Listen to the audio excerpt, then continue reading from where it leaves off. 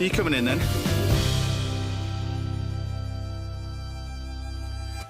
Good morning, and what a show we've got lined up for you today. I'll be joined throughout the morning by one of the biggest names in the classical music scene. When singer Carly Paoli will be here. Looking forward to that one. And I'm taking to the water in style as I cruise around Poole Harbour with Paul Ainsworth, one of my favourite food adventures around the UK. Great British menu. Ruth Hanson will be here as well with a fantastic fish recipe of her very own. And don't miss this week's Little Masterclass when I'll be giving you a crash course in pomegranate. And to top all that, making a long overdue appearance at the house is an old friend of mine and a top class chef with loads of TV appearances behind him. It's the one and only Cyrus Todiwala. Chefy, cheers. Welcome to the house. Cheers. Welcome to the house. Now, if there's anybody that knows more about Indian food, I've not met them yet, really, other than yourself. So what are you going to be cooking for us? Something quite unusual today. Yeah, it's very unusual today. Today, actually, I'm using the Indo-Chinese version of food. Right. So we have a distinct cuisine in India that is influenced by the people from Hakka and Fujian who came in years ago, but also other parts of India that were misused for prisoners at one time, Chinese prisoners being brought in by the Portuguese and the British. And they've created a cuisine that was more adapted to Indian palates. Okay. And whilst it is very much Hakka, it has got its Indian roots very well embedded inside. And I think we are going to make a chicken called dragon chicken. Right, okay. But it has a certain historical element to it, okay, which, of course, when you start asking questions, I should be able to give you a little bit more. Don't give the game away yet. We're looking forward to seeing that as well. Well, my first things today is sort of, you were on about fusion food of India and China and all that kind of stuff, and Portugal. This is fusion food by a Yorkshireman cooking a dish from Devon and Cornwall via Cheshire. Perfect. So is that good enough? That's excellent, actually. And it's a giant scone, and I've got this giant scone over here, which I'm gonna show you how to make. But it's a very simple little dish, but I think this tastes amazing. But I'm gonna create this massive scone, and then I'm gonna fill it, and it's gonna look like a Victoria sponge. But this is gonna be like a massive scone. I don't know where you have the equivalent to this in India. Do you really? It's a similar mixture, though, don't you? I remember tasting something similar. You know, the Portuguese and the British left a very big legacy of baking behind in India. Right. And there's lots of stuff like this in India, which is surprising. They make a bread like this in Goa. It's like a bread, but it's a scone cum bread mixed. Oh, they call it the ball. Right. Ball means, of course, a ball, but it also means a boule, a big one. So that's what we're going to do. So we've got to take this mixture. The mixture is relatively straightforward. We've got some plain flour over here, butter. You've got to use butter, really. We've got some caster sugar. We've got some little bit of baking powder and some full-fat milk. And all I'm going to do, really, is get these ingredients in first of all. So the dry ingredients go in first. We've got some plain flour. So get a bit of that. We've got the sugar, caster sugar, in there. I've got 2 teaspoons of baking powder. That goes in. And then the butter. So the butter, you can do this cold, room temperature, but what you want to do is you want to rub the butter together nice and gently. So if you're going to use a machine, do this quite slowly and quite carefully. If you overturn it at this point, it toughens up the gluten in the flour and it just toughens up the mixture altogether. Now, like I said with this, it's a combination of Devon and Cornwall. We'll get onto that in a minute.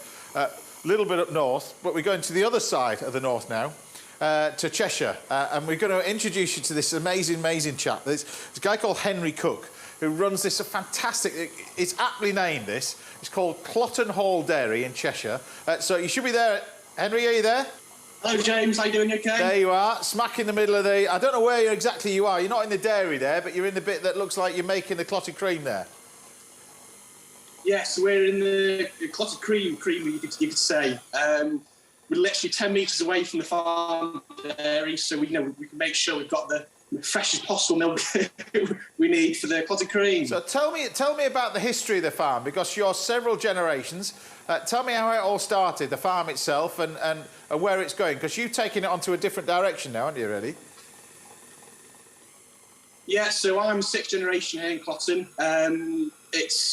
We're a small family business. We've always been dairy farm. We used to grow all veggies, potatoes, like all smallholders did really. But when I was away at university, I knew I had to diversify, and I wanted to diversify the farm and look at what else we can produce, you know, from our fresh milk. And clotted cream just ticked all the boxes. You know, everyone loves a good fresh clotted cream. And when we looked at the clotted cream market, we sort of realised, well, it's all made in Cornwall and Devon. Why is that? And you know, when we questioned that, we thought, well, let's give it a go ourselves. And here we are, 4 or 5 years later, with Cheshire clotted cream on the map. So obviously we're talking about, you mentioned Devon and Cornwall. A lot of that, the reason for clotted cream there is not only the cattle, but also the pasture. I mean, you have amazing pasture where you are. How did you get on with the cattle? Because it's the cattle that produce the great milk that you want for this sort of stuff. How did you look at that?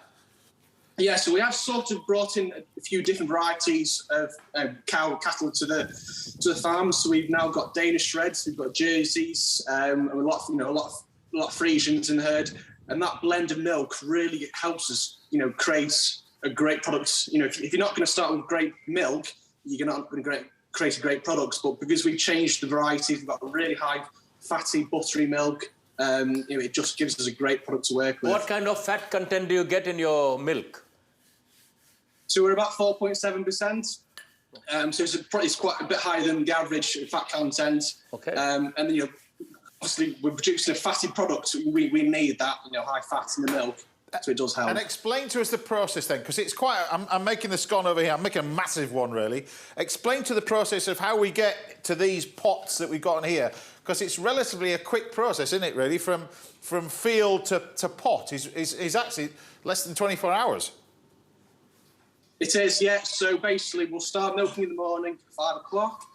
We'll finish around 7. Then I'll come into the farm dairy, and the dairy is literally 10 metres just on the side of the yard. So I'll bring it straight into the creamery. We'll get the cream out of the milk, and then we'll bake in the cream. So that's sort of the key to clotted cream. And then with the baking process, you create this really nice golden crust on top. And that's what clotted cream is renowned for. What separates it out from other products. So once you've got the golden crust on the top, it's then chilled overnight to create, you know, a nice thick product. And then it can be on the shelf, you know, the first thing the next morning. So it really is a 24-hour process. Well, you've got a chief taster over here. Do you want to taste what's in the pots as well? Because I know you love all this sort of stuff. You're a big lover of dairy, aren't you? A big lover of dairy. Yeah. And you've also diversified. We've got in here the scone over here, which I've got this massive scone. To cook this egg wash, I use egg yolk for this because it didn't in the oven for very long. 12 to 15 minutes, that's all going to take to cook. But nice hot oven, 220 degrees, something like that, 450 Fahrenheit. Nice hot oven, and we end up with what we've got on there. What do you think of this? Because you've diversified into sort of a clotted cream rice pudding as well. So basically, when we get the cream out of the milk, we get a lot of skim milk. So we need to find a use for that. And then what's the next best product to clotted cream? Well, obviously, it's custard. So that's what we went into next. Created a fresh custard. And then following on from that, a nice clotted cream rice pudding as well. So how have the family found out? Like I said, you're 6 generations in. How have the rest of the family found out you've diversified and gone off on a different sort of tangent? And it's worked. It's working for you. Yeah, no, they love it. You know, they love to see the farm moving forwards. I think if we weren't as progressive as we are, the farm would be really struggling. But because we're progressive farmers, you know, the farm's doing well. The dairy's really pushing on itself. And the best thing is they love to taste all the new products we're making. Well, Henry, thank you so much for being a part of this as well. And thank you for doing what you're doing. We don't often get sort of dairy farmers on the show as well. But you guys work so hard. Like you said, you're up at... And what time do you get up in the morning? And this is 7 days a week, because nature doesn't stop, does it? What time do you get up in the morning? It's a 5 o'clock start, which is you get used to it. It's not a problem, to be honest. Thank you for being a part of this, Henry, and best of luck with everything. Thank you very much. See you soon. It's a pleasure. Amazing is that. Look, and then we've just got... Look, this is... I butter the scone, because you like butter on it. That's my style. So this is your style. You see, you can butter it with soft butter, or you can butter it how you should butter it. That would taste even better.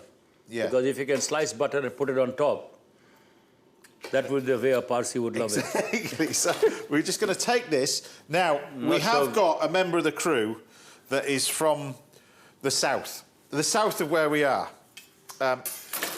Devon.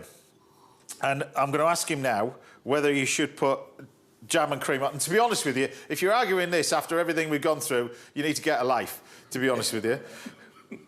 What would you like on first? Johnny? Cream, please. Cream, please. Is that the Devon way? So cream goes on first, then the jam. I think jam would be better first. I think I'm going to really upset him and put jam on first. Because we get a nice sandwich between butter, jam, and cream. This is what this... you're 2-1. In fact, he's outvoted in this entire room. Oh, when he's doing this, he's wincing while I'm doing this as well. Wincing he is. But there we go. We just pile this on like this. My God. What's that? Well, it's great. Cyrus, I know you. I've known you for many, many years. This is a starter whenever I come to your restaurant.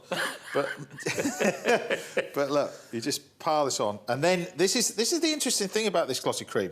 Like I said, whenever I've seen it been made, it's been steamed.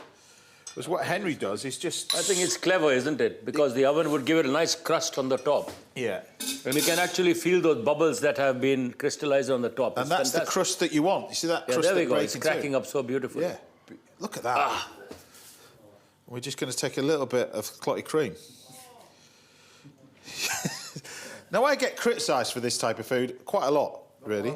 Not by the crew, but I've kind of hardened to it over the years, a bit like my arteries. But I tell you what, I tell you what, if people want to just spoil themselves once in a way, then do it well. Yeah. But you don't have to eat it 24/7. Yeah, but you do. Yes, but you do. For you, me and you, it's okay. You do. Don't disappoint everybody. No, I was just talking to our friends the other day. I knew a gentleman, CEO of a big company. His normal omelette was always 12 eggs. Really? 12 eggs? That's it. He lived to be 94. Right. And his eggs, always when he fried eggs, he fried it in an inch of ghee. Right? And he said, Cyrus, if you do anything less, I'm not going to eat it. Fair enough. Yeah, so fair enough. So for this recipe, you need half a kilo of clotty cream. That's it. There you go. And we just take Is it half a kilo or more than that? Yeah, and then we're going to take... that's 1 kilo. Yeah, well, so there's 3/4 of a kilo there. It's half a kilo. Okay, it's half a kilo. But look, that's fine. You see, look at that. Ah, beautiful. Now I know Johnny will be a bit upset at this point, and to be honest with you, if you're that upset, then just flip it over, all right? Solves all the problems in the world, doesn't it? Really? Yeah. There you go. So there you have it. My sort of giant scone with Cheshire clotty cream, strawberry jam, but not bad, that is it? Anyway, bon appetit. I think great.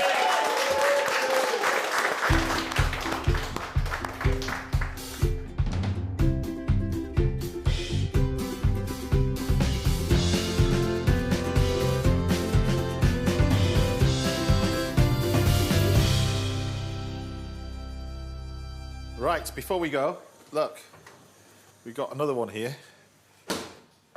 Cyrus, this is yours. Great. Thank you very much, sir. That's breakfast for me. And do you know what? I'm not even going to touch this, because Johnny, this is yours.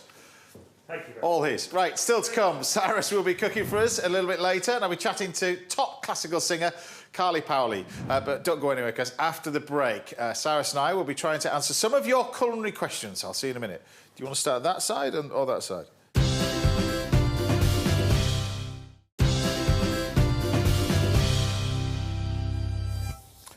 Welcome back. Now I'll be giving you a masterclass in pomegranate a little bit later. I'll be chatting to classical singer Carly Paoli very shortly. But first, I'm here in the outside kitchen. It's pretty cold out here, isn't it? It's pretty cold out here. Cyrus is here as well, and we're going to do our best to answer some of your kitchen dilemmas. So we should be joined on the line now by Andy from Bishop Stortford.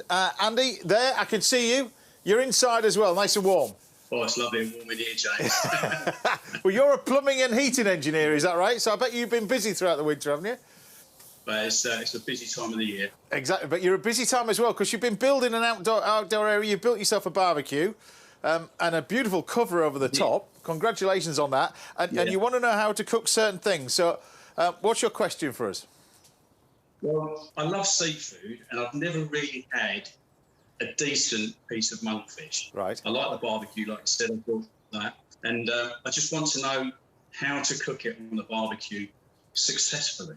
Right, well, I've got some monkfish cooking away. We're going to get it, because monkfish, particularly with Indian flavours, is phenomenal. It's phenomenal. Absolutely Fantastic. phenomenal. So the best way to cook monkfish is a piece of.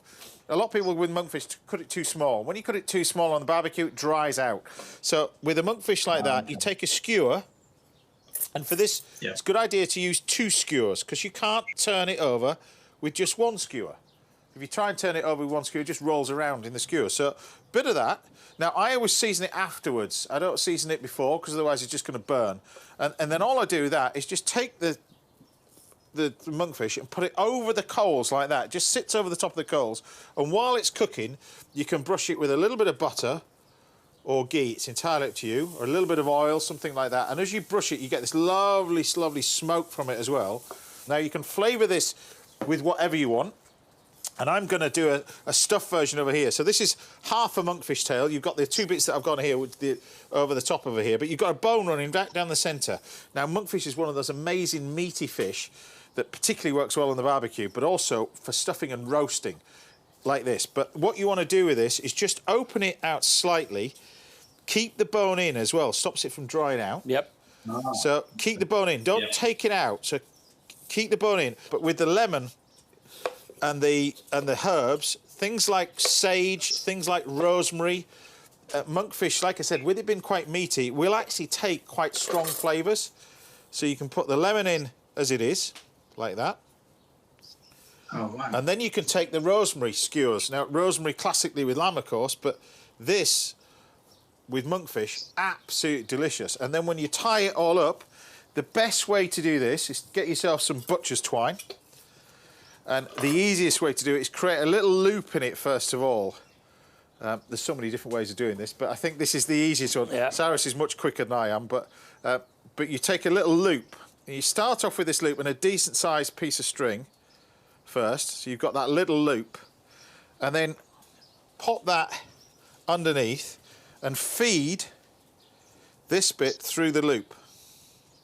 Oh, you started. So when you get to this, you can then pull it like that. So it's pulled tight. So pull it nice and tight. Feed this bit underneath again.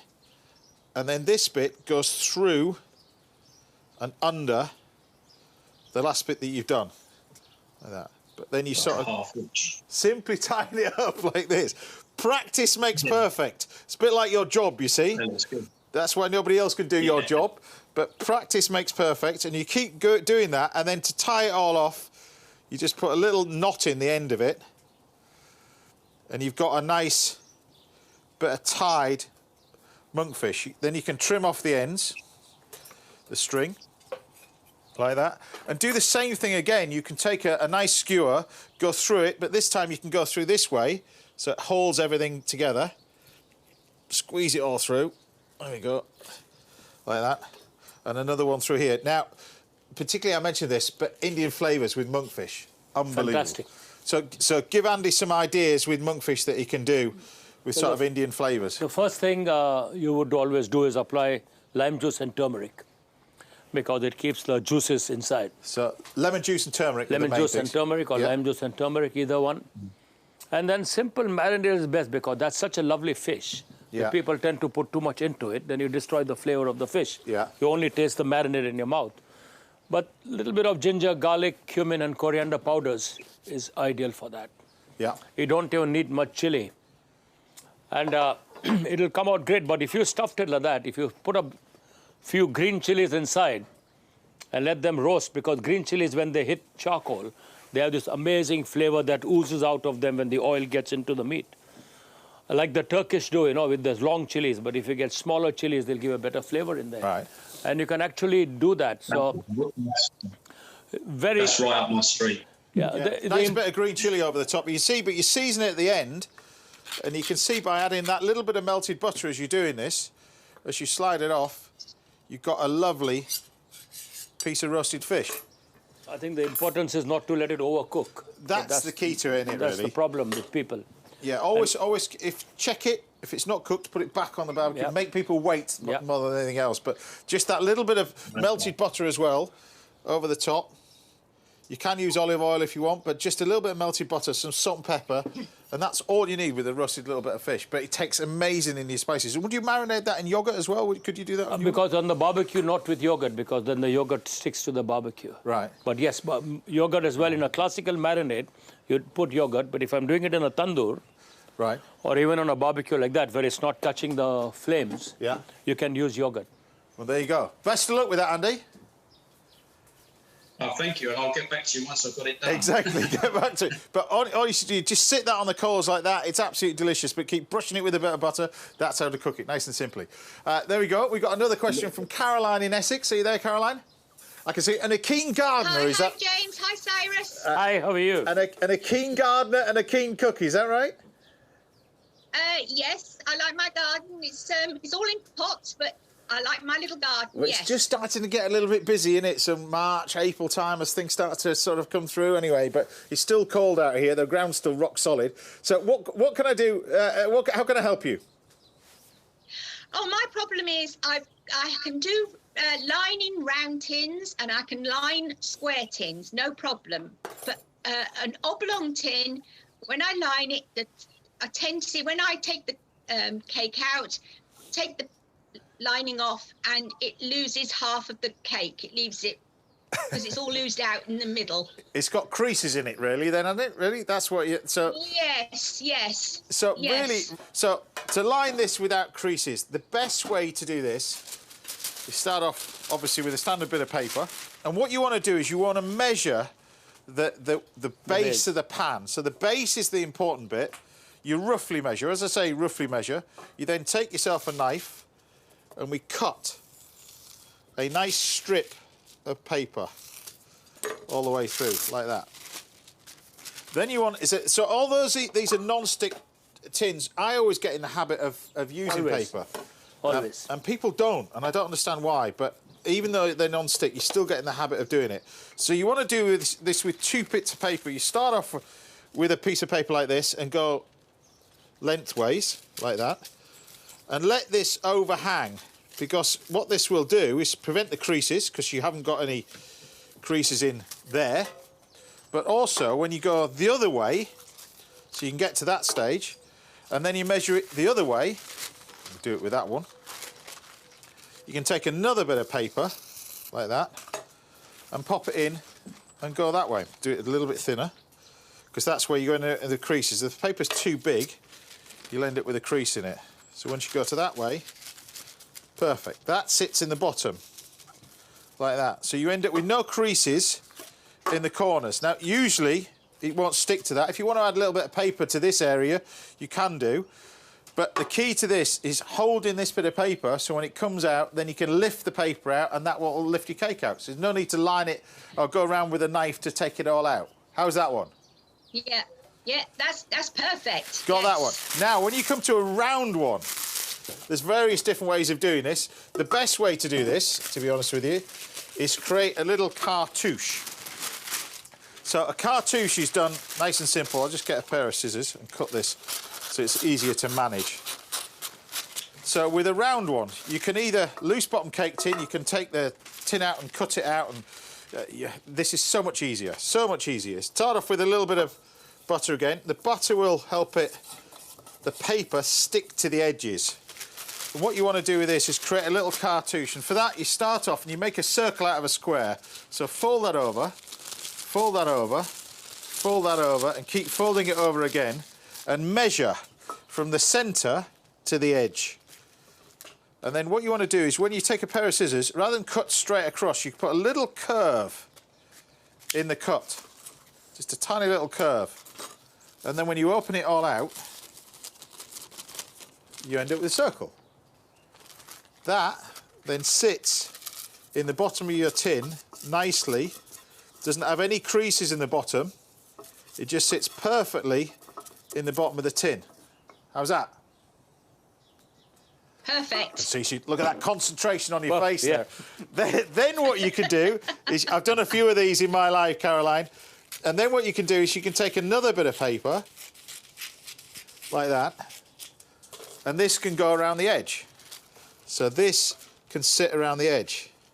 Now, there is a different way. You can just put another bit on there as well. There is a different way to do this, Yeah. which I know Cyrus we were talking about it earlier. Good old-fashioned way. This is the old-fashioned way. You can start off It's with... the best. It's This the is best. this is the best way way. I do it, James. This is the way you do it, really. You start off with a Yes, with the little snips. little bit of paper in there, and then you can use a knife or a pair of scissors and just make these little indentations in it, like that. All the way in. Like that. Right the way around. A little bit of milk. This is how you do it as well, isn't it? Yep. A little bit of More butter. time, but I think it really works well. It takes more time, but a little bit more work. And then this, when you put it around, sits in the base there. And this will prevent any little creases that you've got in there. And then what you would do is you make another one of those circles which sits on top of that. You don't just leave it like that. Another circle on top of it. And you'd end up with that perfect edge with no creases to your tins. There you go. Best of luck with your bacon James. and good luck with Yeah. your gardening. Thank you very much. Thank you for watching. Thank There you. you go. Thank right, you. if you've got any questions Thank or you. anything to do with food, then do drop us a line to one of the addresses on the screens right now. We'll try to answer them on the future shows.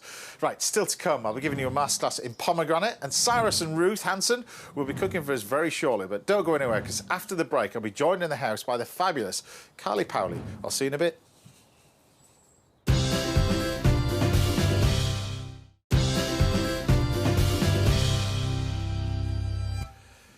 Welcome back. Now, coming up, I'll be exploring Poole Harbour and serving up a dish of sea bass in this week's food adventure. But first, I'm here with a singer who has performed for royalty and world leaders on her way to conquering the world of classical music. It's the fabulous Carly Paoli. Welcome to the house. I mean, where do we start? Congratulations on what a career. Oh, thank you so much, and what a treat this Oh, I is. don't know about that. Well, I'm looking through your list of favourite things. Risotto was one of them, pasta.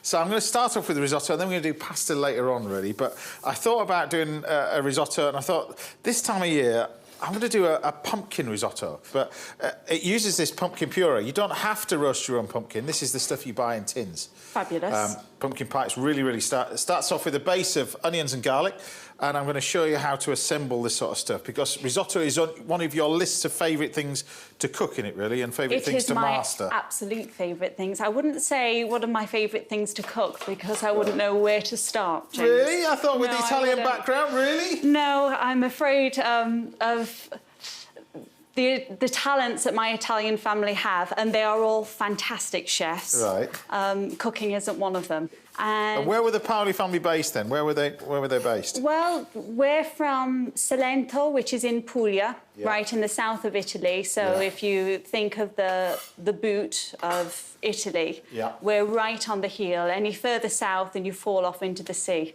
But home is not there. Where's home in the UK? I grew up in Nottingham, Mansfield. So that's where Dad's from. Yeah. Mum's the Italian side. Right. And Dad was a longest distance lorry driver. Yes. Right. Yeah. That acts as your driver now when you're working. Oh, So yeah. He's not stopped working. He really. loves a tour, my dad does. Because that's what you're involved in now. We're going to get onto that in a minute. But how did it all start for you? Because it started quite young age, what, 9 years old? I mean, I sang forever. You know, when my parents talk about me, it was from 3 years old, really watching the Disney films, because you mimic. That's what all children do. They tend to mimic. So I used to love, like, just things like The Little Mermaid, and I used to take off Sebastian the crab. Right. And then my mum introduced me to the Hollywood musicals, so I fell in love with people like Doris Day and Judy Garland. Yeah. And we've always said I'm quite an old soul. It's a very different style of music for a young kid to like. Yeah, I think it was just the storytelling element and, you know, the idea of mid-sentence bursting into song and tap dancing. It was really the whole performance aspect, not just the singing. But the singing was always... It just felt such a natural thing for me to do from an early age. Well, I know what you're talking about. You've got your eye on what's going on here. So I'll tell you what you got. So you've got your shallots, you've got your garlic. Cut them quite small. Fresh thyme. The rice is important. I use this aged rice. This is it's 7 years old. They aged the rice. It's fantastic. Now, sometimes you can put white wine in here. You've got an allergy to white wine as well. So we're going to put straight away in the stock. This is just some vegetable stock. Then you pop that in. And little and often you add the stock. You can keep stirring it. But at the beginning of the cooking, which is now, we're going to add some of this pumpkin puree into it here. What we want to do is absorb all those nice flavourings into here. Now, you need to cook this for about 15 minutes or so, just to let that simmer, and what we end up with is what we got in here. Now, this is a great thing. You can actually make this. You could go, maybe not on tour, not the length of your tours, 2 nights away, come back and then finish this off. So you can make this, pop it in the fridge and then finish it off. Fantastic. Now with this we're going to do some deep fried sage. So the sage leaves have just been picked. They just go into the fryer, and when you deep fry sage they go this amazing crisp colour, but vivid green colour. And once the moisture has disappeared away from the leaves, which you can see there, that's when they're ready to come out. So you can see all the bubbles have gone. You can lift these sage leaves out now, look. And there's your deep fried sage. You get this amazing flavour from this, amazing colour, but these go lovely and crisp. They're delicious. It's beautifully fragrant as well. So they're the deep fried little sage that goes with it, really, as well. Stunning. So how do you go from that to bin the success that you've gone? Because obviously, I mean, classical music, it requires... You can't hide with classical music. No. Because, well, pop music, you can. There's machines that do bits and pieces. Doing what you do, there's often no microphones. Nothing. No, yes. You're taught to stand there and you've got a huge orchestra behind you. There must be a lot of pressure on you. It's a very different form of music, isn't it, really? It is, but it's one of the most fulfilling sensations to be on stage with an orchestra. And yes, there's the initial nerves that, you know, happens at the beginning, but then you kind of just let yourself go and really enjoy the moment. And I think that's one of the special things about live music. Every performance becomes slightly different because it depends on how you all interact emotionally on stage at that time. And talking about different, because we've got your album now, which is number 4. Number 4? Yes, it is, yes. This album, the 4th album, this is with friends, because, I mean, the list of friends who you've met along the way... They're an eclectic bunch. They are an eclectic bunch, really, and a huge variety of different singers that you've got in there as well. Yeah. But you said that, you know, performing live, this you've had to do... I mean, it's quite surreal. This has been done all around the world, but you based here and... Absolutely. That must have been quite... Well, you know, thank the Lord for technology, because it's just unbelievable what you're able to do now. And this was basically a labour of love through the lockdown. And so we went about making this album with lots of friends that I've worked with through the years. There's Joseph Callear on there, Ali Jones, Tony Hadley, Elaine Page. It's such a variety of singers from right across the genres. But one thing they all have in common is they all have phenomenal voices in their own right, or they're a musician that's the top of their game. And well, here it is, all shot on iPhones. Just check this out. You don't need a crew. Just check this out.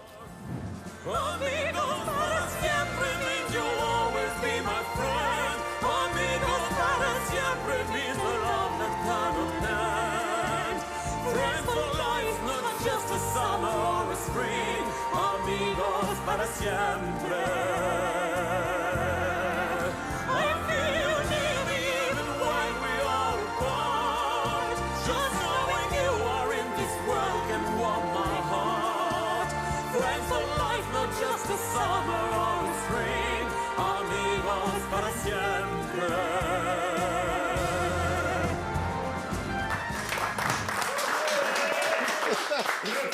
And I said no crew, but that wasn't... Your mum and dad were helping you out on this one as well. That was. That is actually the Field of Buttercups, which is... We live on a farm. Right. And so, of course, we couldn't have a crew at the time, and it was just a case of mum and dad filming me running around the fields in the middle of summer. Mum's got terrible hay fever, bless her, but she really... Was she stuck in the middle of a field? Oh, she really soldiered on. She's such a trooper. And I think she wanted us all to call her Tarantino after that, but yeah, great stuff. I'm just going to finish off what we got in the risotto as well, because we're going to talk about the tour in a second, but I've got in here, we've got Parmesan, I've got some little bit of cream, tiny little bit of mascarpone. Keep it nice and soft, keep it nice and loose with the risotto as well. Just let it sit there. And then the dressing for this I'm going to make a simple little dressing, really, because we've got some beautiful leaves over here. I love the sharpness of this, the bitterness that you get with a little bit of chicory and some, this is a little bit of frisée, but you can make a simple little dressing using some pumpkin oil, which is quite strong. So you use a little bit of pumpkin oil, a little bit of extra virgin olive oil. So you're bang in the middle of the tour at the moment. Tell us about this amazing tour that you mentioned, Aled. Tell us, who's been here, by the way, so tell us about this amazing tour that you're up to at the moment. Oh, we're on, and this is the third time lucky, so it's fantastic that it's finally happening. We're on tour performing in some of the most beautiful cathedrals across the country, and it's just been really special to be back out in front of a live audience again. Yeah. And of course, with Aled, I couldn't be in better company, really. He's not bad, is he? He's wonderful, Great incredibly chap. talented and great fun to work with too. And great doing it in churches because you get this natural amphitheatre. It's just, must be fantastic to do that. Well, you don't really have to work very hard in a church because it's such glorious spaces to sing into. They're kind of, the space does a lot of the hard work with just amazing acoustics. Well, we're going to talk about the album a little bit later, but the key to risotto, like I was saying, is seasoning. You've got to put salt in it. And a lot of the time people under-season sort of stuff. So we'll finish off this risotto now so you can see it, but I've got my little salad over here. The risotto, you just leave it sat there and you can see it's quite, the texture of it. Beautiful. Hopefully I've got that right with you going to Italy quite a lot. So the texture should be about right. It looks spectacular. Should be okay. We'll just give that a quick shake around. And then you can garnish it with some of these beautiful bits of chicory you've got in there. I love these bits of green, or the central leaves of this as well, the frisée. You just get this real amazing, well, bitterness with it. I love all this. A little bit of that. And then, of course, you've got the deep-fried sage, the pumpkin seeds, which you can just sprinkle those on the top. So it's sort of a pumpkin overload, really. But with the crispy sage, it works really well. Absolutely spectacular. And then finally, it's not bad that, is it? It's and then finally, very good. we've got some of this little bit of pumpkin oil, which we can just drizzle just a tad all the way around the edge. There we have it. So there we have it, my version of a classic little pumpkin risotto. Easy as that.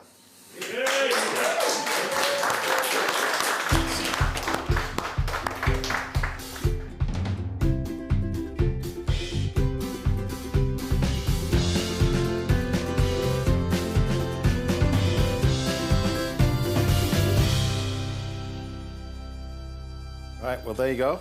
Dive in, the first dish for you. Looks very colourful, but have a taste it with everything, with all the leaves and the crispiness of the sage. You don't have to do it with all the leaves, of course, but... Let me get some crispy sage. I mean, that bit of chicory, the bit of chicory and the bit of lettuce works amazing with it. It's fresh, but it's absolute comfort food as well. Well, it's a good start, that's what it is, it's a good start. But there's more to come later on as well. You've got to stick around for the rest of the day as well. We'll chat a little bit more to you later. But I'll be treating Carly to a dish of squid later on the show. I'm going to make my own squid ink pasta that you've got to see in my new fancy machine, which is over there. And I'll be on a food adventure to Poole very shortly. But join me after the break, when my old mate Cyrus Todiwala will be firing up the stoves. You don't miss that. That's an amazing chicken dish. I'll see you in a bit.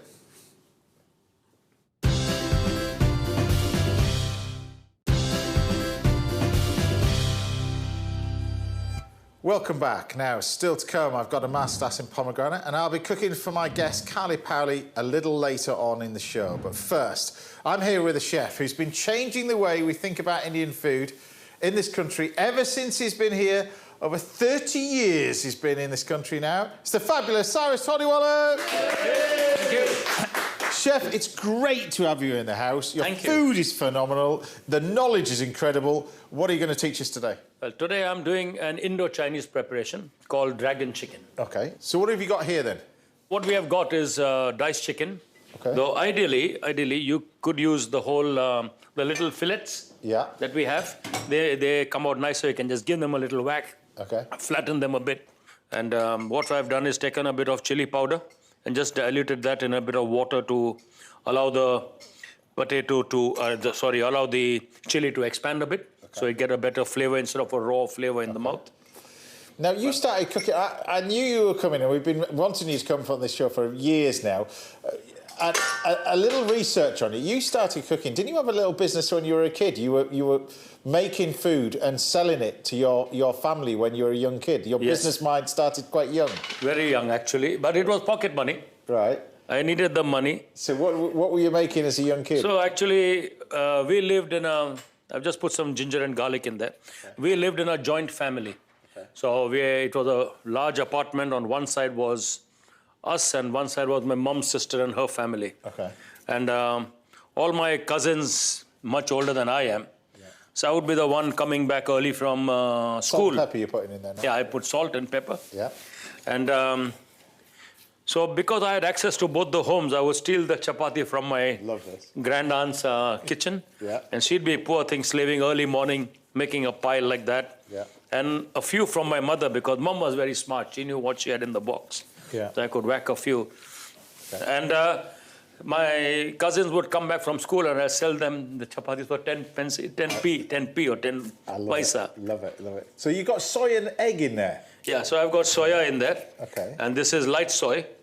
And I've put in salt, pepper, the chili paste, ginger, garlic paste. Right. And soy. And that's it, really. Now, ideally, you want to keep it for a while. Okay. So what we did earlier was we made some soy just to starts to, get into the chicken, thicken up a bit. Yeah. The soy sauce, the corn flour and the flour eat into it a bit. Okay. And so it's ready for frying. Now, did you know there is a breed of chicken called the dragon chicken, which is the most expensive chicken in the world you could buy? So more than poulet de Bresse, more than the French one? A dragon chicken. So I'm just frying these. I've got oil at a decent 170 degrees temperature. Yeah. In the house, you might want to put it in a pan. Yeah. A dragon chicken would go from $1,000 to $2,000 a chicken. A chicken? A chicken. And now the funny thing is, I'm trying to connect the two to what it was. So the dragon chicken was originally bred for a Vietnamese king. Right. And the main thing about the chicken are the legs and the feet. They are the most ugly looking legs and feet you ever came across from a chicken. And these chickens, I think when we finish the sauce, it might look a little bit resemble because their legs are absolutely red in color and mottled. Okay. The skin is very mottled. The cockerels are very pretty. They are bright as cockerels are, very attractive, very majestic looking birds. But the value is in those legs. The history that you've got and the knowledge you've got is amazing. So you're frying that. So tell me about the sauce now. So now in the sauce, I'm going to turn my heat on a little bit. Right. So not too hot oil for cashew nuts because they brown very quickly. So once chicken with cashew nuts is quite a popular thing, isn't it? Yeah. In many respects. I think our chicken is more. I don't think I've ever had this fusion between the two cuisines, Chinese and India. Yeah, actually, people don't realize it, but it's quite a big part of the cuisine of India. And India has typically the Indians have created a dish called Manchurian chicken. Right. It has no relevance to Manchuria or whatever else or any Chinese food, but somehow they call it Manchurian chicken. Indians love it. Yeah. Others can never understand it. Yeah. And but the most popular one is to mince the chicken up with ginger, garlic, chili, etc., and fry it like little fritters. Okay. And then you toss them in a dark soy-based sauce. It's the great thing. Listen to your stories all day, but so you got the cashew nuts cooking away. Then you do this kind of separately, really. You got the because the cashews will burn. Yeah. And when they cool down, they'll get nice and crunchy. Yeah. So some green peppers in. Again, we don't have. You can have, but the normal home doesn't have the heat a Chinese burner's got. Yeah. And that is why I think when you adapt it, you have to adapt it to suit a domestic cooking. Okay. Whereas in a restaurant, that will be so fast. Yeah. And talking about restaurants, tell us about your place then, because you've moved now, just before Christmas. We have moved after 25 years in one building. 25 years in one building, yeah. 25 years in one building, become an institution. Yeah. And then we had to move. And so we are now relocated slightly further east, just behind the landing strip of City Airport. Yeah. Literally. And hopefully looking forward to more stability now. So same food as what you were doing at the cinema kitchen? So same food? Same food, but now we have something so that we are able to now do smaller plates of food. Yeah. So give people a chance to taste a bigger variety of our cooking, which they never previously had so much the ability to try different things and share the food so much. Yeah. Plus, of course, you have the typical, we have to break from the mold of thinking that all food should be starter, main course, dessert. Yeah. And then you have a continuity. That's great. It makes the food more interesting. So in there now you've got I put in chopped ginger, chopped garlic. Okay. And I'm just putting in, so this dragon chicken is hot. Right. Okay. That's quite a lot of chilli got in there. There's a lot of chili, but since you like your chili, that's not a problem. Yeah. So just garlic to get a bit of color. And before it burns, you just toss sliced onions in there. Okay. You can tell this is quite spicy because it's got the crew going.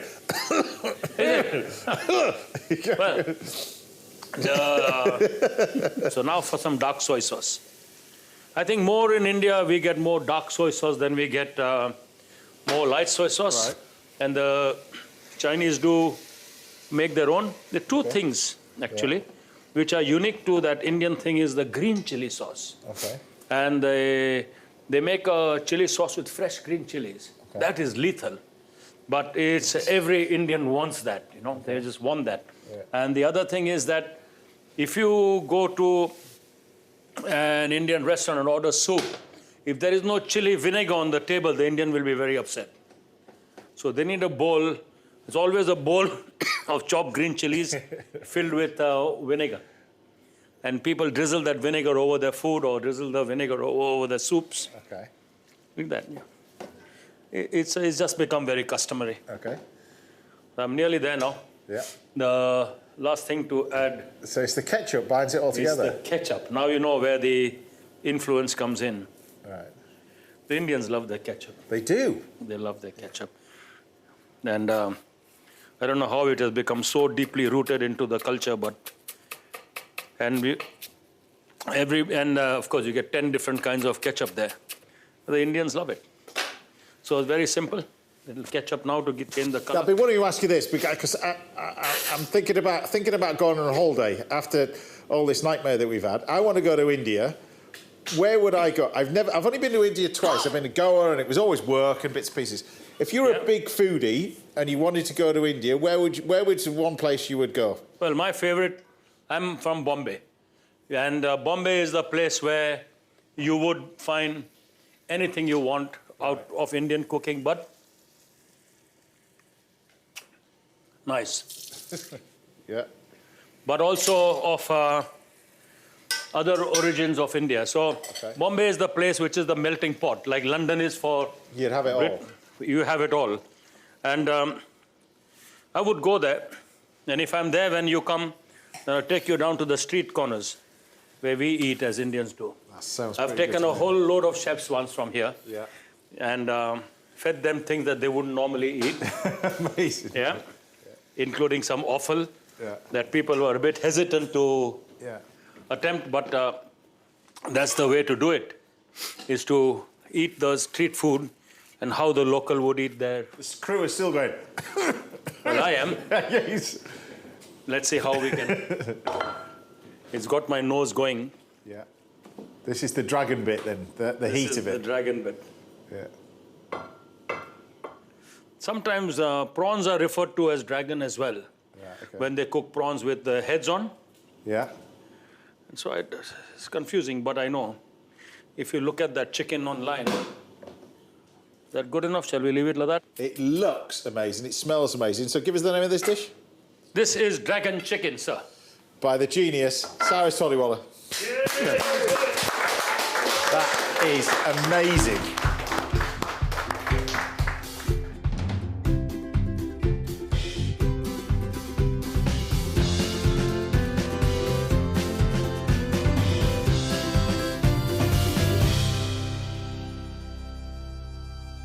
I'm armed and ready.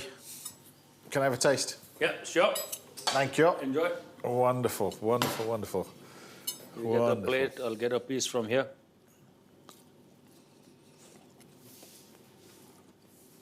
Dragon chicken. And unusual, I mean, wow, it starts to, but you get first the Indian hit flavour, and then the Chinese starter stuff comes. That's it. And then a little bit of sweetness from the ketchup coming through. I think the ketchup just brings it all together nicely. No starchy sauce, no gloopy sauce in this one. It's just it's amazing flavours, though. You get so many different flavours from it. It's fantastic. It's a first for me. You've got to try this at home. It's absolutely fantastic. Cyrus, Todiwala, everybody. Thank you. Yeah. Brilliant. A pleasure to have you at the house yet again. Always. Chef Ruth Hanson will be getting behind the hobs very shortly. And I'll be making squidding pasta for Carly Paoli a little bit later. But join me after the break, where I'll be heading to Poole on the latest leg of my food adventures. I'll see you in a bit. This is delicious.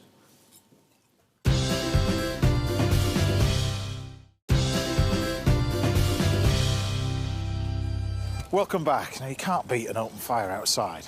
Right, I'll be sharing a brilliant recipe for pomegranate in this week's Little Masterclass, and I'll be laying on lunch for my guest, Carly Paoli, very shortly.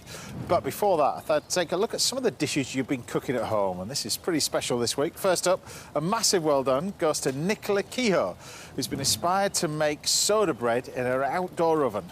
I bet that tasted amazing. Just look at that. Look at that for an outdoor oven, brilliant.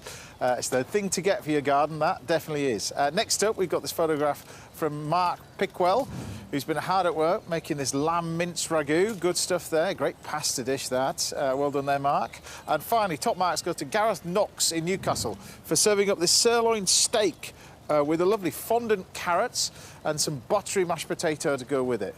Looks delicious there, and a nice sauce to go with it. Now, do keep sending your pictures and videos coming in. We love what you've been inspired to cook at home. It's great to see. OK, it's time to take a look back at one of my favourite food adventures. This week, me and a good friend of the show, Mr. Paul Ainsworth, are exploring the delights of Poole Harbour on board a luxury yacht. It's a tough job, but somebody's got to do it. Enjoy this one.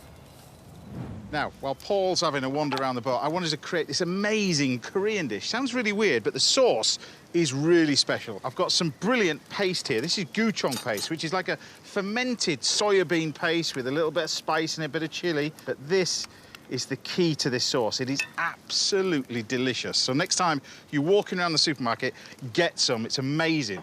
Next up, I'm going to use some brown sugar. Now, you can use light brown sugar or dark brown sugar. It's entirely up to you. It alters the flavour quite substantially.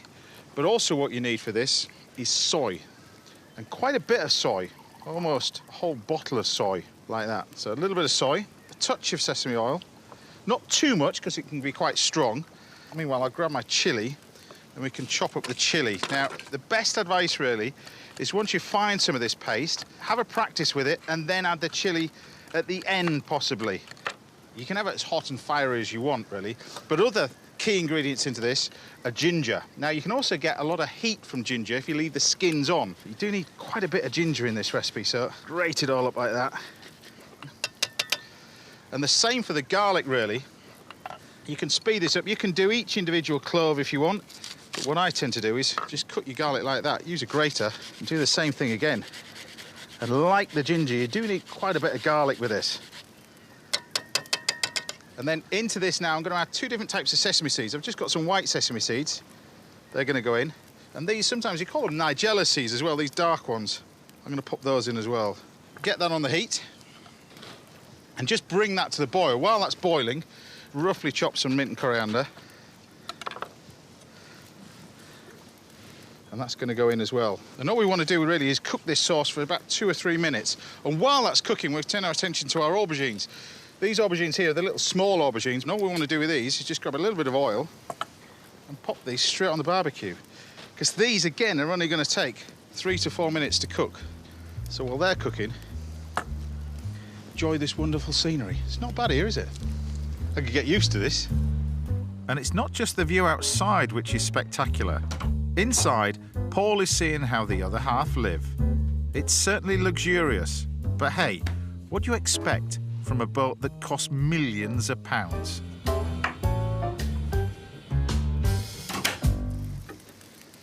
So these aubergines don't take very long at all. Now, interestingly, aubergines are classed as hybrid now. They've had all the sort of bitterness grown out of them over the years. You used to have to soak aubergines in milk and salt to get rid of the water. You don't have to do that anymore. Literally, you can just cook them direct on the grill, and also brilliant deep fried. Deep frying on a yacht is not a good thing. But I'm going to take this sauce off as well. And that's it. That's really the sauce finished, apart from just a little bit of lime. You just take the zest of a lime.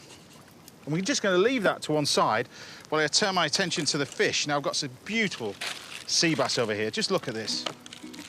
A gorgeous, gorgeous line-caught bass. Now, you can tell the difference between a line-caught one and a farmed one purely by size as well as look, but it's actually a gorgeous bit of fish. And I'm just going to simply prepare it by quickly just removing the fillet. All you do is you just pop the knife round by the gills there, pop this through, and then just carefully, all the way along the back, pop the knife under, slide that through, and the fillet comes off, like that. And just remove that little rib cage out, and you've got a gorgeous, nice piece of sea bass. Just gonna go wash my hands.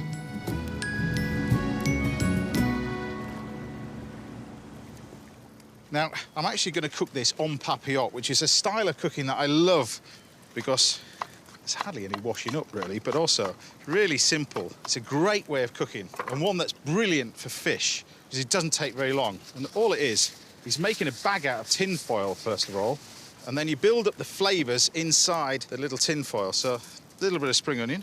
We've got some of this wonderful little sea bass. And then I've got some gorgeous clams. Look at these. A few mussels. They're going to go in as well. It's a magical way of cooking this. And then we can grab some of this gorgeous little sauce. Now, we don't want too much, because I'm going to put some on afterwards.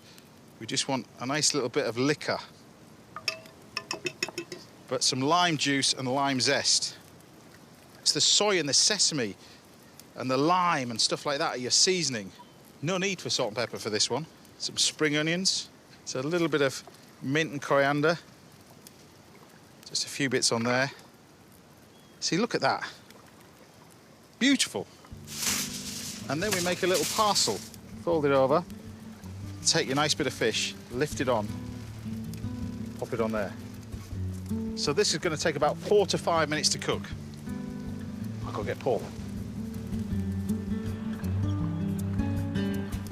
Look, so this is the fish. Oh, are you ready? Are you ready? Is that not the best? Ooh. Tell me, or tell me not, that's a thing of beauty. That is a thing of beauty. Honestly, mate, that is stunning. Then we're going to take our mussels and everything else. We'll lift off our fish, look. And it doesn't matter if it breaks up a little bit. Can I just ask you a question? What's that? Are we actually in pool? We're in pool. Not the Maldives. That is such a great way of cooking, isn't it? Like you say, no pan. No pan, nothing. Papillote, brilliant. You get a nice bit of sauce, and there's none of that sort of Michelin. Shut up.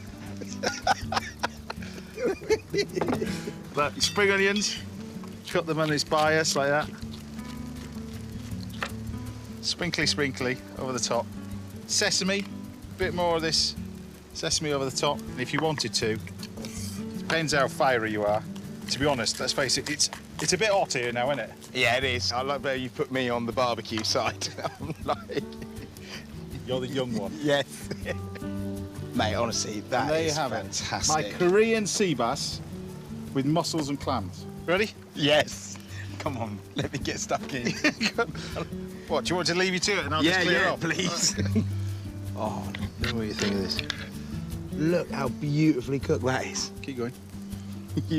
Sorry, am I massaging your ego? No, keep going. Yeah, you like that, do you? Yeah, go on. Yeah. That is amazing.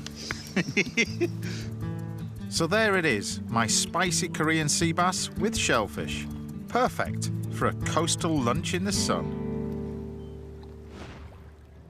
I remember that day well, a beautiful part of the world, and the second biggest harbour in the world, apart from Sydney. There you go. Still to come, we've got a recipe from the very talented Ruth Hanson, and I'll be chatting some more with my guest, Carly Paoli, very shortly. But after the break, we've got a masterclass in pomegranate. I'll see you in a bit.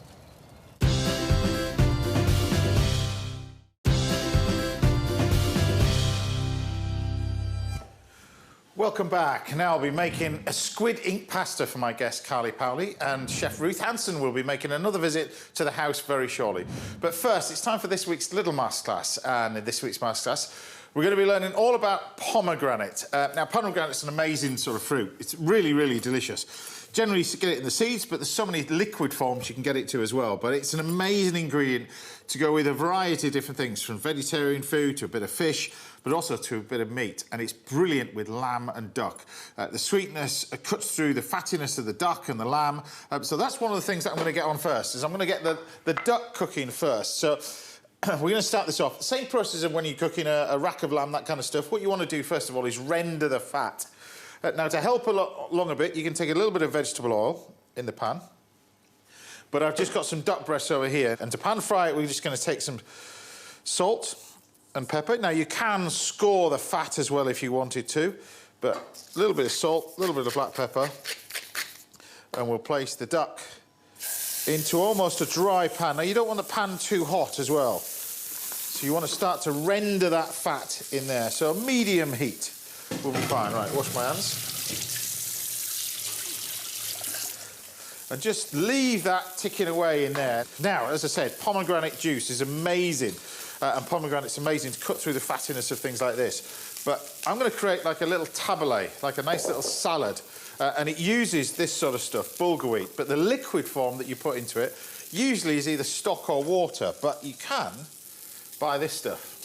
This is 100% pomegranate juice. It's fantastic. It's like the new superfood, this one. Well, not so new, but you take this amazing juice and we start to warm that up. Now, you can do this cold or you can do it warm. It's entirely up to you. If you're doing the mixture cold, you just pour the mixture, pour the pomegranate juice on the top, cover it over, leave it in the fridge, it puffs up in about sort of 2 or 3 hours. You can speed up that process by heating it up. So this is bulgur wheat, not to be confused with couscous. Couscous is almost made like pasta. It's a manufactured product. This is a cracked grain. So this is bulgur wheat. There we go. That goes in there. And then what we do is you just warm up this mixture, and it's roughly 1 part to 2 parts. 2 parts water or liquid to 1 part bulgur wheat. And we pour that over the top. Now you can cover this over with a cloth, you can just cover it over with a bit of cling film, it's entirely up to you. Just leave that to one side, and by heating it up, it speeds up that process. After about sort of 15 to 20 minutes, you'll end up with what we have here. And then we're going to use this for a base of our nice little salad. That's your nice little sort of bulgur wheat which puffed up, that grain has been puffed up.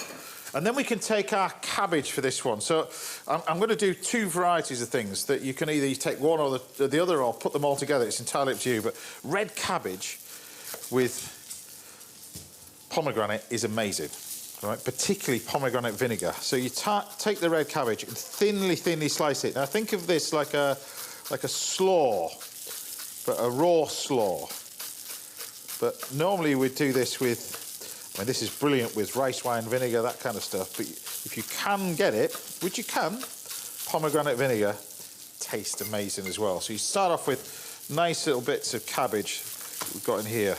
And I like using red cabbage for this because of the nice colour from it. Like that. So you've got nicely thin sliced cabbage. Now, lose that. Now that duck should be about there now. So we'll take there, perfect. So you've got your nice crispy skin on the fat. Then what you do, once you get to that stage, is keep it in the pan as well. Speeds up the cooking time. 200 degrees, 400 Fahrenheit. Wants to go in the oven for about 8 minutes, that's all. Once it's had 8 minutes, then I've got one, which we've got on here, which is then just left to one side. Now, what we can do with this is we could just drain off the fat, pop that into the bin, not down the sink for obvious reasons. like that. We can lift that off to one side. Keep the liquor from this pan, because we don't want to get rid of any of that. So you've got your nice little cabbage over here. Now what we're going to do with this is we're going to soften up the cabbage a little bit, and to do that you can take some salt. So this is just normal table salt, and put a decent amount in there and just mix this together. Now what this will do is draw out a lot of the water from this, but it'll actually start to soften up this cabbage as well. So it doesn't take very long, just leave that to one side. In between time, while that's sat there, we can concentrate what we've got on here to go with our duck as well, this one. So for this, to create this little tabbouleh, so we've got the base mixture, now we can concentrate on our pomegranate themselves. So pomegranate's an amazing thing, but it stains quite badly, stains clothes quite badly, and your hands. So if you're doing this, make sure you work nice and clean. Don't get it on your clothes. But the easiest way to get out the seeds, and I've seen so many people try and flick these seeds out, the best way to do it is turn this over and whack it with a wooden spoon. So you just hit it like this, and all the seeds will start to come out. You can see that. Just give it a whack and just keep going. It's the cleanest way to get this out. But just remove them nice and quickly out of here. Now any little bits of white bits the inside, you can then remove that as well. But that is your pomegranate seeds. Like I said, you can buy them like that. Already done. Look, mix those in. So now we're starting to increase this sort of salad to make it lovely and colourful. So into here now we can add things like pistachio nuts, which you want to chop. You can put things like almonds and hazelnuts, which work really well, particularly with lamb, of course, and duck, for instance. When you put the duck in there, by the way, when you leave it like that, you don't need to turn it over. You just leave it as it is, and it'll continue to cook. Only what takes about 8 minutes, something like that. So you've got your nice little bit of chopped pistachio nuts, nice bit of colour. They can go in there. And the herbs I'm using for this are just some parsley and a little bit of mint. And we can chop that up in there. And just roughly chop that up. There we go. So you're piling it all in. You almost want to put, see how much bulgur wheat in there? There's probably the same amount again of added ingredients as well to bulk this salad out. So you get beautiful colour from it. Look at that, straight away. Now that's just brilliant. It's a vegetarian dish, it's wonderful. So much flavour in here as well. Absolutely delicious. I'm limited that to one side, but we're going to turn our attention back to this cabbage now. You can see what's happening with this cabbage. It's softened up. You see the colour's changed. It's doner kebab cabbage. Not that I did have a doner kebab last week actually. There, but that'll be in the newspaper. I did. It was lovely. Cheesy chips as well. It's proper nice. Look, you start off with a nice. It wilts down this cabbage. But what you think you have to do with this is you have to wash off the salt. So cold water. Just get rid of that salt. What will happen is you'll end up with this amazing soft cabbage that then you can turn this into a wonderful little salad. The duck will quite happily sit and rest there. This salad really, we're going to take a little bit of olive oil, just a touch, no salt, black pepper, but then I'm going to use this pomegranate vinegar. Look at this. It's a fantastic ingredient, this. But you get this amazing flavour. You do get some phenomenal vinegars this time. But you just mix that together and you've got this delicious red cabbage salad with pomegranate vinegar. Now, this is delicious. As I say, it's just lovely as a nice little salad on its own. You can serve this with fish, you can do it with meat, but the combination of all this works really well together. So we've got our pomegranate salad here, our nice little salad with the raw cabbage. Not forgetting, in this pan, we've still got the leftover bits of our duck. So just take that out. Now, the duck is just resting there nicely. That one's cooking away. I'll show you that in a second because that's not far off. But what we're going to do is just get all this gubbins from the pan and create a wonderful little sauce with this. So you can use pomegranate juice for this. You need to use a combination of that and a little bit of stock. But the stock is this sort of stuff. It's the jellified stock You can buy this from a supermarket, and it's usually chicken stock or beef stock. Hardly ever duck stock, because that's quite difficult to make with the fattiness of the duck as well. So what you want to do is you want to heat this up, and you can put so many different things in here. I've got another vinegar as well, another pomegranate vinegar, but always in this sort of stuff, I urge people with the sherry vinegar I talk about quite a lot with lamb stews and duck, works really well together, but stuff like a little bit of, this smells amazing by the way, pomegranate vinegar will help nicely. So it's that little bit of acidity in there which works really well. I think we've probably used every bit of pomegranate that we've got in there. So take our nice little salad over here. Grab yourself a little pile of the pomegranate. This is really nice. Little pile of a nice little salad. Now the sauce is not far off. You can see that as it starts to change in texture, it starts to thicken up. Now we add a little bit of butter to this, and it'll start to enrich it. We just stir that butter around, and this sauce will enrich with butter and get that lovely shine on it. We just leave that just the butter to sort of melt into it. It doesn't create a fatty layer on the top. It actually does the opposite, enriches it and thickens it at the same time. So that's going to happily sit there. We've got a nice bit of cabbage. I'll pop that on as well. And our duck, we'll then take a nice little slice of this. So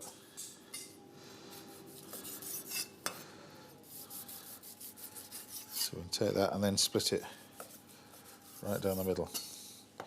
It wants to be pink, which that is. Lovely bit of duck, a little bit for the chef. This is the one that's cooked.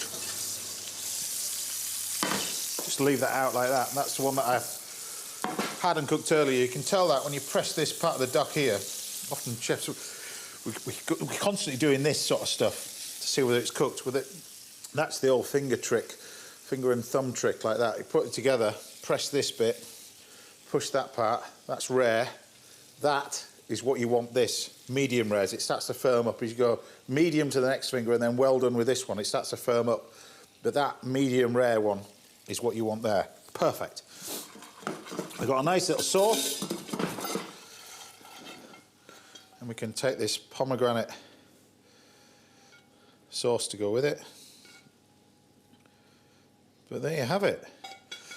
A lovely little dish, all done, well, all based on pomegranate. A pomegranate overload with duck. Easy as that.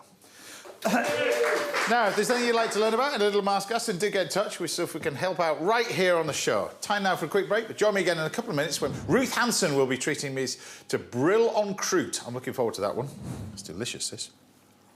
Enjoy.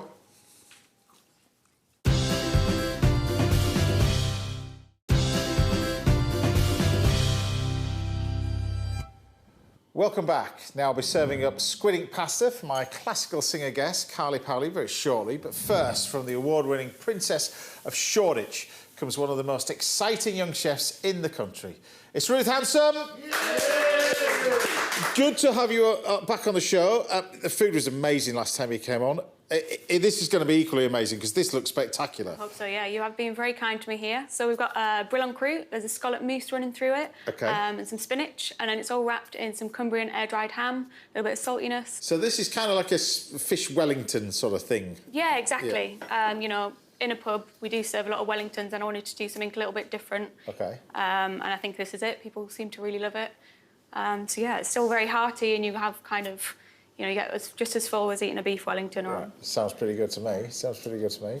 So we've got the nice head. It's where all the flavour is. Yeah. Don't get rid of that. I think we'll probably just stick with that for now. And even after the sauce, the chef's bit, picking the cheeks out, you can, you can eat that bit yourself. Yeah. So I'm just going to let that sweat nicely. We have a little bit of celery, Now, it's important, you mentioned the fact of white. It's important to use white veg for it, though, isn't it, really? Yeah, exactly. Yeah. So we're not putting any carrots or anything like that in here.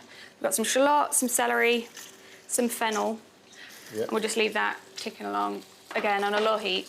Don't want any colour. Right, okie dokie. So now we're going to get to building. Yeah. So I've got my cling film laid out. Yeah. And some crepes that we've made here earlier. So just, if you're going to make some pancakes, just as thin as you can get them.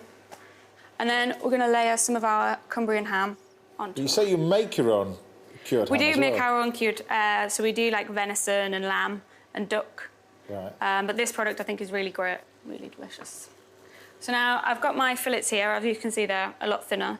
I've just taken one fillet and split it into 3. Yeah. Because you don't want it to be too big, it won't cook evenly. And then I'm gonna, so the scallop mousse here we've got in a little piping bag. But again, if you just want to spoon this on, that's totally fine as well. You don't want too much in there, it's going to be huge otherwise. Just that much. And then we're going to take some of our spinach, put a layer of that inside. So this is one thing, I kind of came up with this over lockdown and I was sending it out to people, trying to keep myself busy. And I can't believe you're doing this in a pub. Because people look at this and go, this is a fancy Michelin-star meal, but you generally serve this downstairs in the pub. Yeah, definitely. It's nice, hearty, it's something people can share. It's great. I say it's for 2 to share, you're going to bring it out and think it might be for a bit more, but I'm sure we'll get through it. So where was the defining moment for you then? There must be a defining moment, because I speak to many, many chefs and young chefs as well. There must have been a defining moment for you where you really do genuinely fall in love with food. It must have been for the Ritz then for you then, would it? Because Yeah. working with us, I mean, a phenomenal team that he's got there, but Yeah. I mean, some of the most amazing ingredients. Yeah, 100%. I was very lucky in that sense. I think going into your own restaurant and you have to start looking after your own numbers, you realise how lucky you were to be there. Obviously. There's not many places that can do that, is there, really? No, there isn't. So yeah, you work with the best ingredients in the world amongst chefs that have worked all over the world, and you learn so much. So Yeah. I think it's definitely important if you are wanting to become a chef to find that right place in the beginning. Yeah, Get that good grounding. Yeah, or work enough for you to to find the right place. Yeah. But, yeah. Go on then. Right, so we've got our ham back on there, so it's all around there. Then we're just going to put the crepe. The crepe's just there really to stop the pastry from going soggy. Then this, I don't want to roll it how you would roll a Wellington, so I'm not going to be that tight because I don't want the layers to get mushed up, but we'll just put you in. Just really to fold those in while they're in there. And remember which way is the top so you don't have your layers going a bit wonky. Can I taste a little bit of this ham while you're doing that? Yeah, go for it, absolutely. Thank you.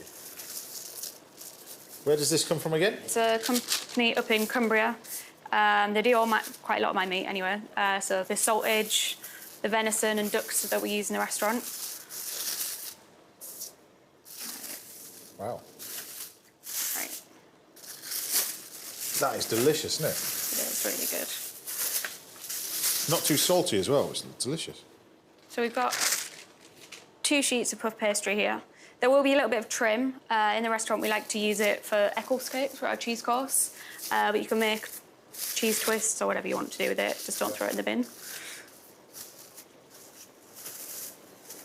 All right, so we've got our fish. I'm going to put him to one end. And we'll trim off here. We need to leave a little bit of room because he's going to have a tail going. I'm just going to make him look like a fish now. So always the top pastry needs to be bigger than the bottom? Yeah, definitely. Otherwise you won't be able to get a seal. Yeah. As I said, there is going to be a bit of trim, but worry not, we do use it.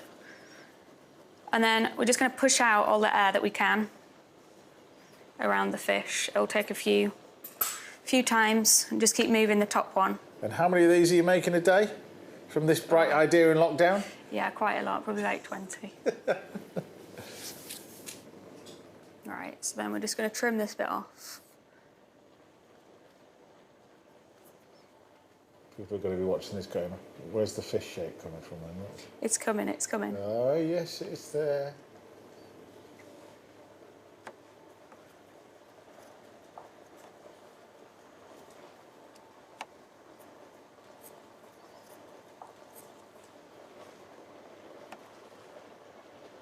There we go. Yeah, so keep this cheese twist, Eccles cake, anything delicious with puff pastry. Right, and then we're going to score it. We're going to give him an eye and a smiley face. Now, if I said to you, we're going to need the Tony Hart music playing while you're doing this, you won't have a clue what I'm talking about, yeah? No, sorry. But some of you will.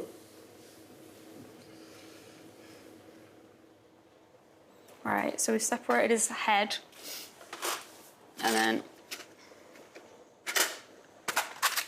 got some cutters here, but to be honest, you can use a bottle cap or something if you don't have cutters at home. Just give him a little line. Then we're just going to brush some of this here so we can stick its eye and mouth on.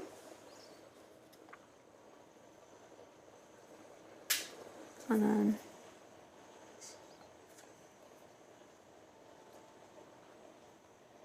make sure you stick it the right way, you don't want a sad fish.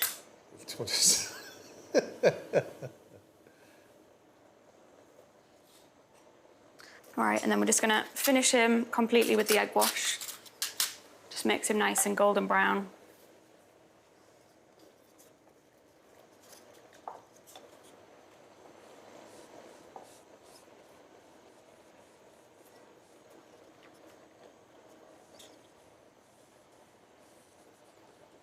Love it.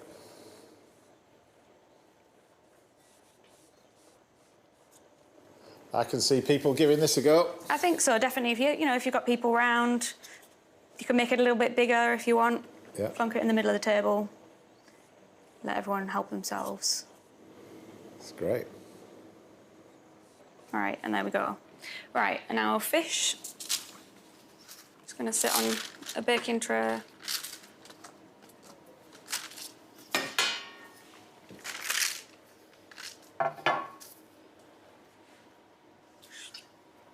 Lift him up gently. And there you got it. And then we're going to bake him around 200 degrees in your home oven. This one, probably 25 to 30 minutes. How long can this stay in the fridge for?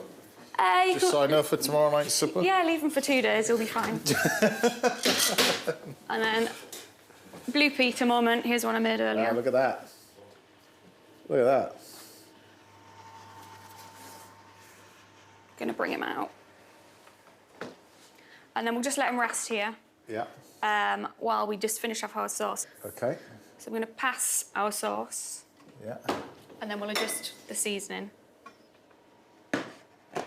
Just go into another saucepan so we're ready to keep him nice and hot.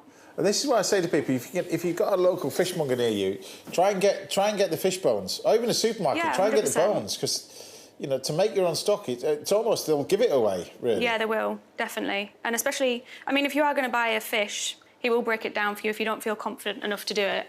And then the bones are yours, so But keep the bones. Don't let him well, keep them. Yeah. Because he'll use them if you don't. Right, okie dokie. Happy when you are. Right. Good. So I'm going to move him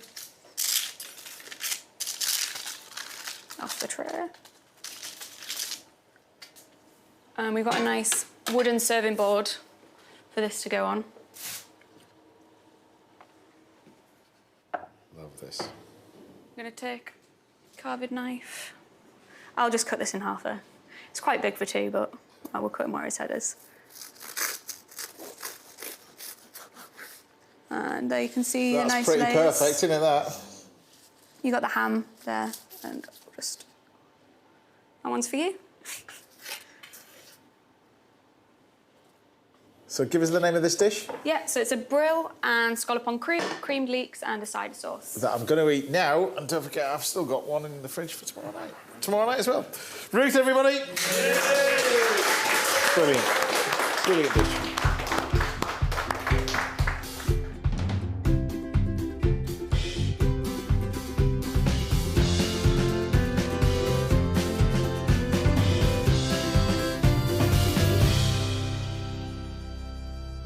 Right, Ruth, I'll pretend that I'm eating for one, although it's for two. Could scale it down. Exactly. Fantastic. Fantastic. So tell everybody where your place is if they want to come and experience this, because it is pretty special. Yeah, so the Princess of Shoreditch, and it's served downstairs in the bar. It's interesting when you put the ham in it as well. Yeah, I just think it adds that little bit of saltiness. It really works for me. It's white fish and salty bacon ham. It's How can you go It's wrong? proper cooking, this, isn't it? Oh, I hope so. I think so. Yeah. It's proper cooking. It tastes delicious. Like I said, that without the ham, wouldn't taste the same, but the ham makes it taste. And that sauce is brilliant. Ruth Hanson, everybody. Dessert next time, please, if that's all right. Happy with that? Right, still to come. We've got one more final dish after the break. We'll be making lunch for my guest, Carly Paoli. I'll see you in a few minutes. This is delicious.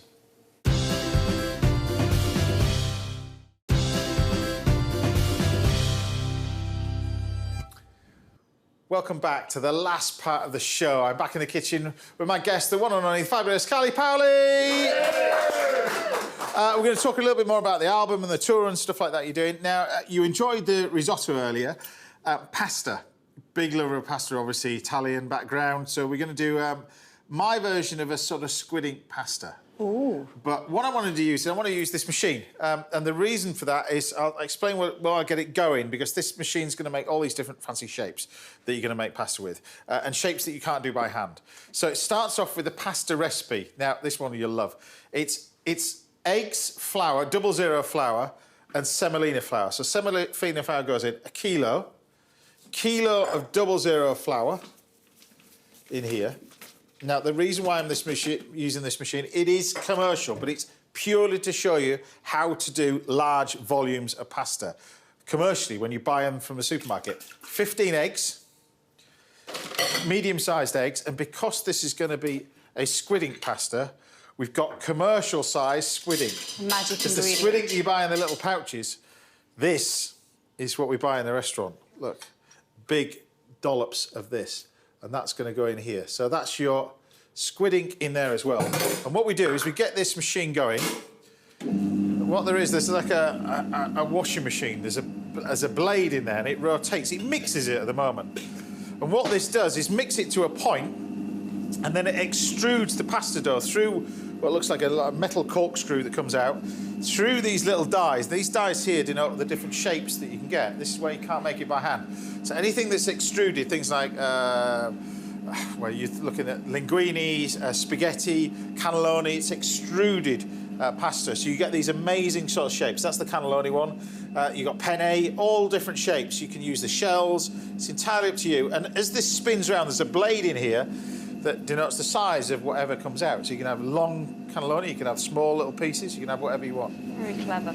You rotate this, and what it ends up with is it ends up looking like a crumb to go with it. Right. I'm sure you've made loads of pasta before. Oh, Loads hundreds of times. Loads of times. But you make a crumb, so it's slightly drier than normal. Sure. So we're going to make a nice little sauce with this, with tomatoes and garlic and that kind of stuff. I'm going to roast this in the oven as well. Now, you're here to tell us about your amazing new album.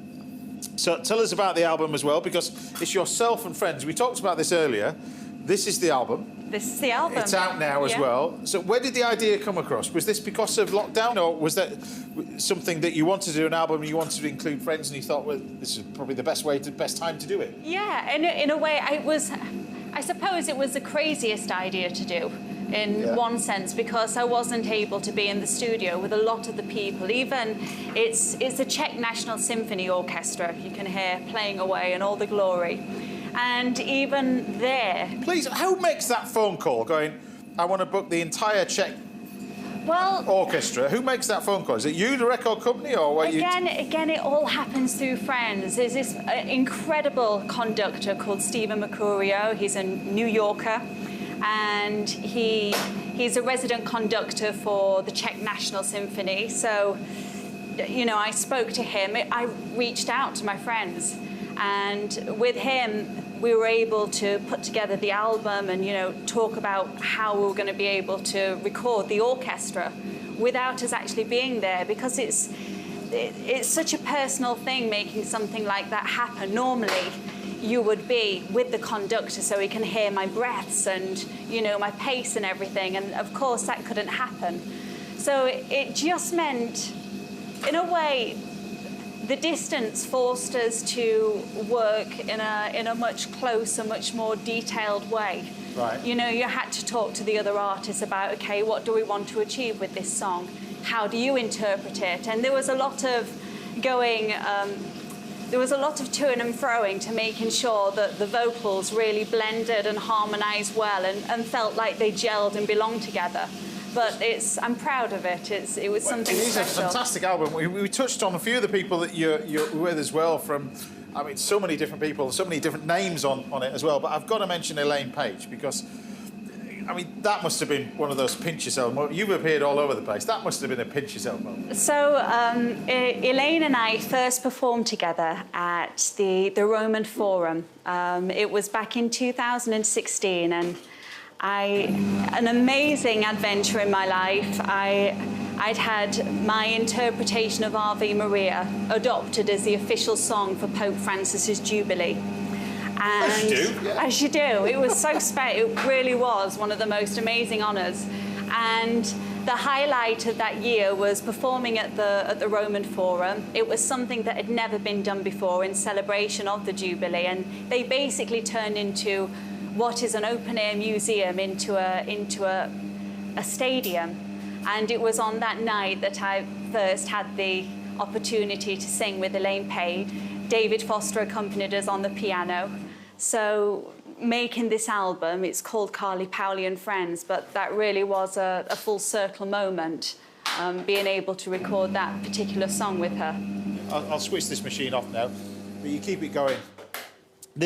I mean, it'll make enough, that pasta will probably make enough for about 100 portions, so gosh. I'll keep it going, you can take it home afterwards. Fantastic. The actual cooking of the squid itself, we're going to cook this quite quickly. So red or green chilli, it's entirely up to you, but we just take a nice little bit of chilli. I'm going to cook this quite quickly for this one, but we're going to take some fresh chilli. The key to this is have everything ready beforehand. But I don't suppose you get time to cook much at home, do you, really? Because you're always travelling around everywhere now. You're bang in the middle of the tour as well. I'll be honest, I put my Italian family to shame when it comes to the kitchen, James. Right. My mum does as well. She won't mind me telling you that, you know, my family in Puglia are incredible cooks, but it's not something that we've inherited, I'm afraid. But we eat quite well, and I don't mind cooking a few fish dishes, and squid in particular is one of my favourite. Do you have to, when you're on tour, because you're on tour at the moment, well, tell us about the tour, because you're on tour with Alan Jones, do you have to look after yourself in terms of food, in terms of, is there things you can't eat as a singer, as a classical singer?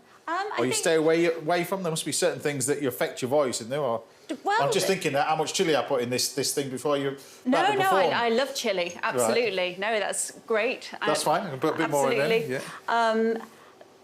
Not really. There's nothing that sort of affects me too much. I've always got my honey sweets and things like that. Anything that's always have Manuka honey. So my dressing room would normally have Manuka honey, fruit, and I bring my coffee with me from Puglia as well. So of course you do, yeah. Exactly. I'm not particular on other things, but coffee I am. So this is your nice little bit of squid. We're just going to season this up.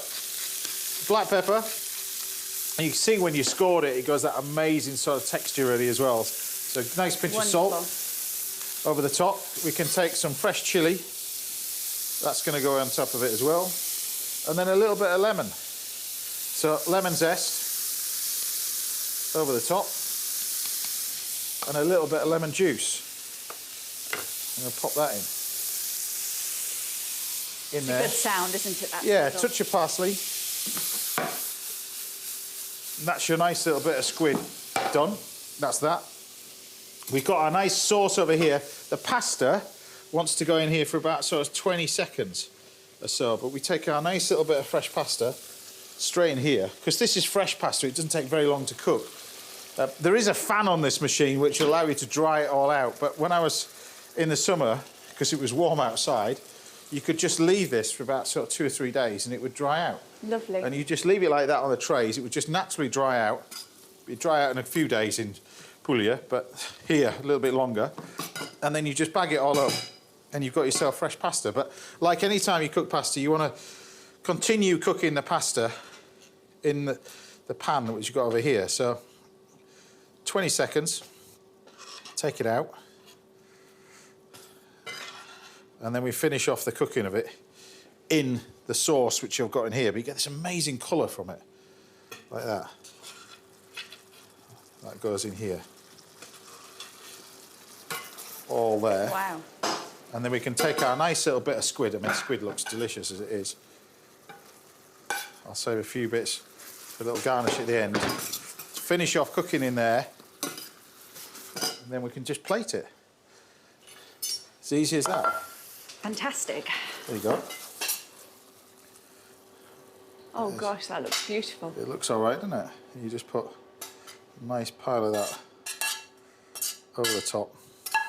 A few bits of the fresh cooked little squid over the top. A little bit of parsley over the top. And then I'm just going to take some fresh Parmesan cheese over the top as well. And there you have it. A nice squid ink pasta. Done.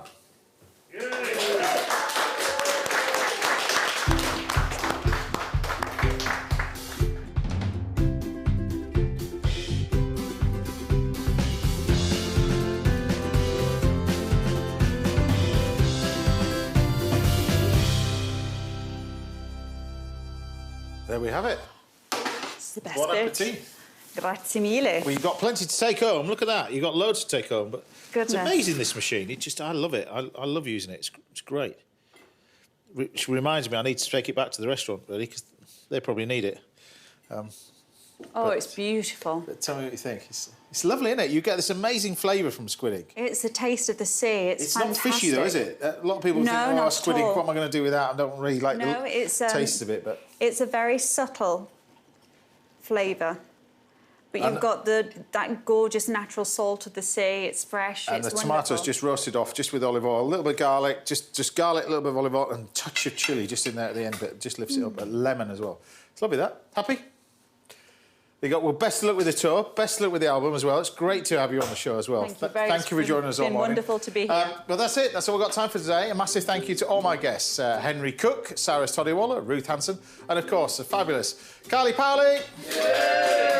We'll see you back here at the same time next Saturday morning. We'll be joined by more top chefs and other brilliant guests. Until then, take care, stay safe, and thanks for watching, everybody. And I've still got loads more in this tray, and I've still got loads more in the machine. So I reckon by next Saturday, it might be empty. See you then.